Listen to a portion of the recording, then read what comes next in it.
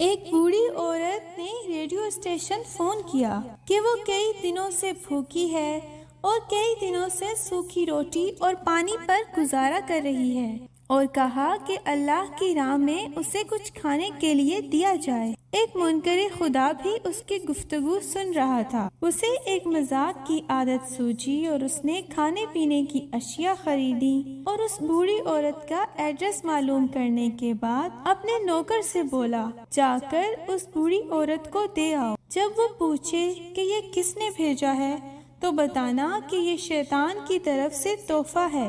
وہ بوڑھی عورت اتنے زیادہ کھانے کا سامان دیکھ کر بہت خوش ہوئی اور جلدی سے اپنے گھر کے کونے میں رکھنے لگی۔